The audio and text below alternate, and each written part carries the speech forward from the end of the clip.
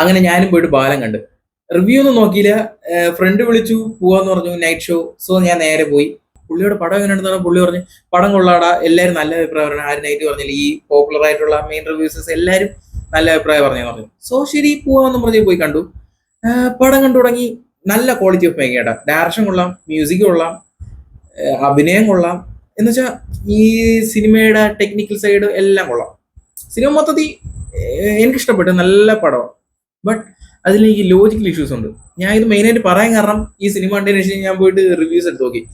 അതിനുശേഷമാണ് ഞാൻ ശരിക്കും റിവ്യൂ എടുത്ത് നോക്കി. റിവ്യൂസിൽ എല്ലാവരും പോസിറ്റീവ്, പടം അവാർഡ് കിട്ടും, എല്ലാം ശരിയാണ്, ഓക്കെ. ബട്ട് എൻ്റെ അഭിപ്രായമാണ് പറയണത്, പടത്തിന് എല്ലാവരും നല്ല ഹൈപ്പ് കൊടുത്തിരിക്കുക, ആരും നെഗറ്റീവ്സ് ഒന്നും പറയുന്നില്ല. പക്ഷെ എനിക്കതിൽ ചെറിയ ലോജിക്ക് കല്ലടിയായിട്ട് തോന്നി.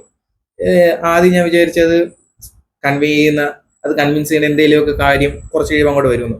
പക്ഷെ അങ്ങനെയൊന്നുമില്ല. പിന്നെ കുറെ കഴിയുമ്പോൾ ഞാൻ വിചാരിച്ചു ഇനി ഇതിന് ഫാന്റസി പടമാണ്, ഇനി റിയൽ വേൾഡിൽ നടക്കാത്തതും പക്ഷെ പാരൽ വേൾഡിൽ നടക്കുന്നതായ അങ്ങനെ എന്തെങ്കിലും കഥയാണോ എനിക്കറിയത്തില്ല. എനിക്ക് മാത്രം തോന്നിയ തോന്നലാണോ എന്ന് എനിക്കറിയത്തില്ല. ബട്ട് എനിക്ക് ചെറിയ ലോജിക്കൽ ഇഷ്യൂസ് തോന്നി. അത് മാറ്റി നിർത്തിയ പടം കൊള്ളാം. കൊള്ളാൻ വെച്ചാൽ കിടിലം പടം. പടം തുടങ്ങണോട്ടെ നല്ല ഇങ്ങനെ സ്റ്റെപ്പ് ഇങ്ങനെ പീക്കിലോട്ട് ഇങ്ങനെ പോവാ. ഫസ്റ്റ് ഹാഫ് എത്തപ്പം കിടിലം.